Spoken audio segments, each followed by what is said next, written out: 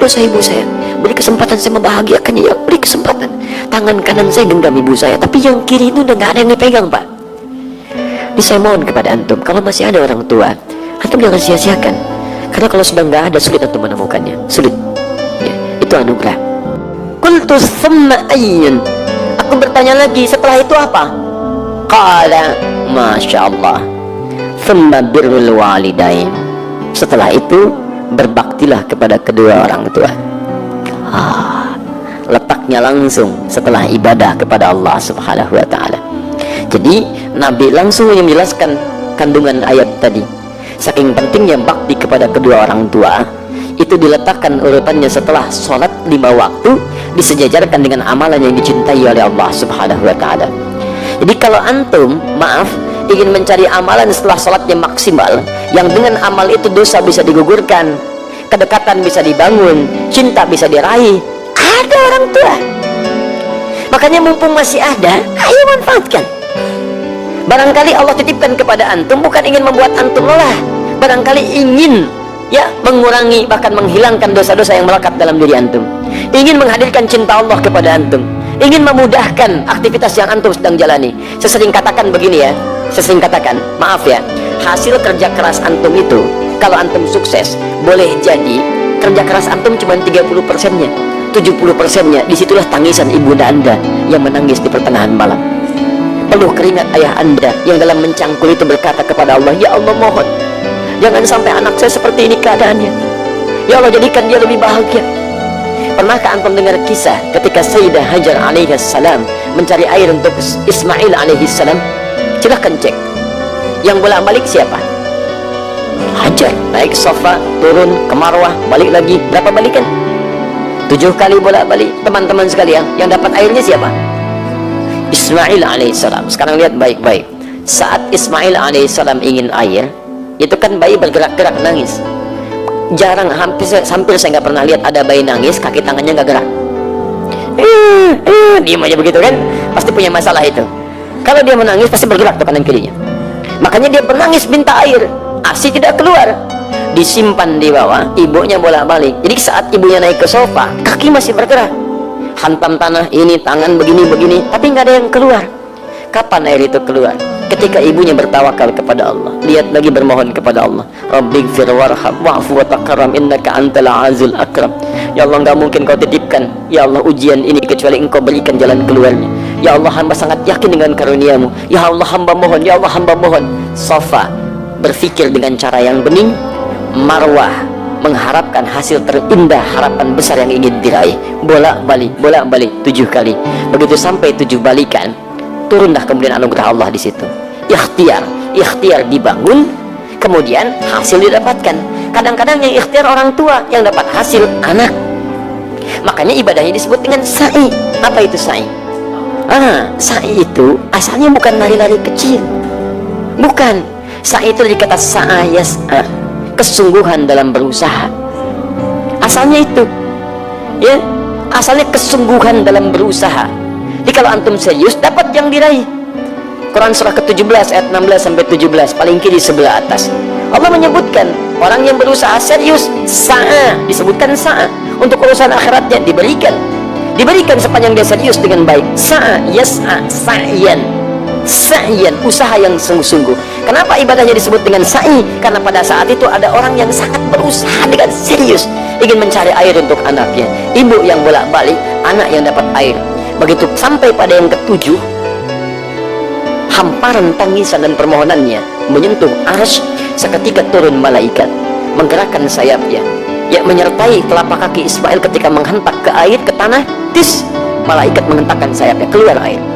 Ibunya melihat, kata ibunya, zam, zam, zam, zam, zam. Apa itu zam, zam? Zam, zam, zam artinya kumpul, jangan berhenti. Jangan berhenti. Kumpul, jangan berhenti. Kumpul, jangan berhenti. Karena itu disebut dengan zam-zam. Sampai hari ini tidak berhenti. Bagaimana ketulusan seorang ibu dalam mendekat kepada Allah, menghasilkan anugerah pada anak yang tidak berhenti keberkahannya. Karena itu saat antum merasa sudah sukses, usia antum sudah matang 40 tahun ke atas, maka turunlah Quran surah ke-46 ayat ke-15, paling kiri sebelah atas. Jangan antum kira kesuksesan itu antum yang raih. Lihat kalimatnya, wassaynal insana biwalidayhi ihsana hamalathu ummuhu kurha. Lihat, kami wajibkan, wasiatkan, tegaskan kepada setiap anak bakti kepada kedua orang tuanya, seakan-akan dia merasa diawasi oleh Allah Subhanahu wa taala. Ibu kamu sudah mengandung kamu dalam keadaan lemah luar biasa, kemudian memberikan ASINya lemah luar biasa, perjuangannya berat. Nah, ketika engkau sampai pada usia 40 tahun minimal, banyaklah berdoa kepada Allah. Lihat, antum usia 40 tahun, perhatikan bimbingan doanya dari Allah. Ya, perhatikan doanya. Rabbi auzi'ni an ashkura ni'mataka allati an'amta 'alayya wa 'ala walidayya. 'Alayya, ya, wa 'ala walidayya. Ya Allah, mohon bimbing hamba untuk bisa mensyukuri segala nikmat yang telah Engkau titipkan kepada hamba. Lihat-lihat, dan bukan hanya kalimat hamba, tapi disebutkan walidayya, orang tuanya disertakan. Ya, kata sebagian ulama tafsir, kenapa orang tua disertakan pada pengakuan nikmat? Karena orang itu mesti sadar, anak mesti tahu, boleh jadi usia dia atau usaha dia untuk mendapatkan hasil itu bukan karena kerja kerasnya, lebih banyak karena orang tuanya. Mustahil teman-teman sekalian antum ujug-ujug mendapatkan sesuatu. Pasti ada kaitan dengan orang tua antum yang berdoa kepada antum, yang bermohon kepada Allah. Antum disekolahkan investasi orang tuanya, dicarikan guru yang spesial untuk mengajarkan antum, diberikan kasih sayang, makanan terbaik. Tiba-tiba antum katakan, ini semua karena saya, tidak ada peran orang tua. Siapa antum? Maka jika semua diberikan, maaf, kandungan tidak pernah dilepaskan. Belum pernah saya dengar seorang ibu mengandung tiba-tiba, mama mau mandi dulu sebentar ya. Enggak bisa, kemana aja dibawa. 9 bulan 10 hari berjuang dengan lelahnya. Quran surah 7 ayat 189. ASI sempurna sampai 2 tahun gratis, paling bagus Quran surah kedua ayat 233. Mencarikan guru untuk belajar sampai paham, ya, sampai antum paham bisa berbagi, Quran surah ke-9 ayat 122. Menjadi dekat dengan Allah dalam belajar, Quran surah 58 ayat ke-11. Cari guru ngaji, ayo talaki, datang ke masjid, carikan tempat, cari guru terbaik, sampai doa dilindungkan dari setan. Contoh Quran surah ketiga 35 sampai 37. Semua ada perhatian. Tiba-tiba setelah dewasa, masya Allah, minta sedikit saja, antum katakan, kenapa? Dan hebatnya, orang tua nggak pernah minta, jarang umumnya minta. Ya, tapi kalau sudah ada sinyal, antum mesti tahu. Itu yang kadang-kadang susah. Ya, jadi teman-teman sekalian, indah. Makanya lihat ya, itu ditempatkan setelah sholat tepat pada waktunya, bakti kepada kedua orang tua. Jadi berbahagialah antum kalau masih ada orang tua lengkap. Demi Allah saya katakan, ya, saya ingin katakan pada antum, tolong jangan tunggu penyesalan di akhir. Karena kalau sudah tidak ada, nggak ada kesempatan untuk bisa mewujudkannya. Saya berusaha untuk menghadirkan bakti kepada keduanya, tapi satu sudah tidak bisa didapati. Ya, saya 5 bersaudara, saya anak keempat. Ayah saya mengajar satu musalla, sekarang menjadi masjid. Setiap yang dibawa itu saya dalam taklim beliau. Saya masih ingat betul, kalau beliau mengajar itu saya tidur. Ya, sekarang tertukar, saya mengajar, beliau tertidur. Tapi yang paling menarik, dalam keadaan selesai mengajar pun kalau pulang, saya nggak dibangunkan Pak, digendong oleh beliau sampai ke kamar tidur, dan disitulah kemudian dipastikan tidurnya nyaman. Kalau bangun kadang digoda. Bagaimana taunya? Karena saya pernah pura-pura tidur untuk tahu apa yang ayah saya lakukan dalam keadaan saya demikian. Ternyata dijaga betul sampai ke rumah. Sampai tiba masanya, kemudian saya mau masuk pesantren. Apa yang terjadi? Ayah saya diberikan ujian sakit oleh Allah Subhanahu wa ta'ala. Dengan sakit itu kemudian kami menjenguk ke rumah sakit. Ayah saya hanya memeluk, mengatakan, maafkan, saya tidak bisa mengantar. Maafkan, ayah tidak bisa mengantar. Saya peluk beliau, saya berangkat ke pesantren, dan ternyata itulah akhir pertemuan kami. Saya pulang, kemudian sampai rumah sudah tidak punya kesempatan menatapnya. Ya, sudah dikuburkan, saya peluk ibunda saya temani beliau tidur, hanya melihat dalam mimpi mengenakan kemeja biru muda, dan hanya kemudian memberikan isyarat senyuman. Itu akhir yang saya lihat dalam mimpi. Kini Saat kita punya sesuatu untuk berbagi, minimal memberikan kebahagiaan, orangnya sudah nggak ada. Saya betapa bahagia waktu membawa ibunda saya haji.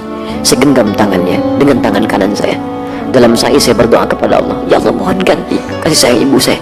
Ibu saya bawa, ya Allah, saya mohon ya Allah, ampuni dosa saya ya Allah, ampuni dosa ibu saya. Beri kesempatan saya membahagiakannya ya Allah, beri kesempatan. Tangan kanan saya genggam ibu saya, tapi yang kiri itu udah gak ada yang dipegang, Pak. Jadi saya mohon kepada antum, kalau masih ada orang tua, antum jangan sia-siakan. Karena kalau sudah nggak ada, sulit untuk menemukannya, sulit. Ya, itu anugerah. Ya, teman-teman sekalian, saya kira itu bagian kedua.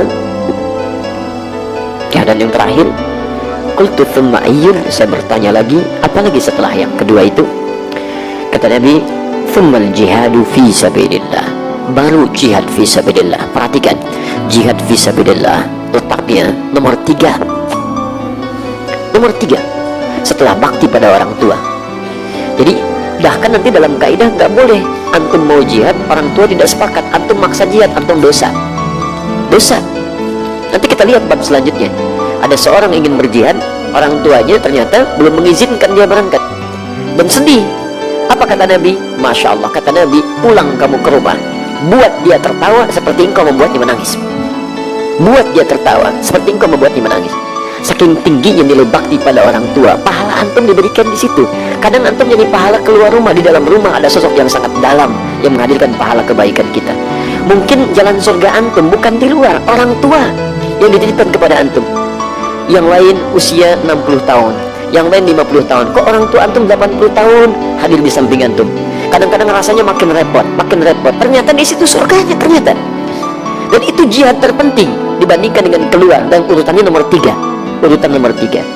Karena itu hadis ini dan ayat yang kita bahas ingin memberikan pesan yang dalam kepada kita semua, agar dalam setiap kesempatan mari kita tunjukkan bahwa tidak salah Allah amanahkan pada kita orang tua, yang dengan itu titian surga kita bisa diraih.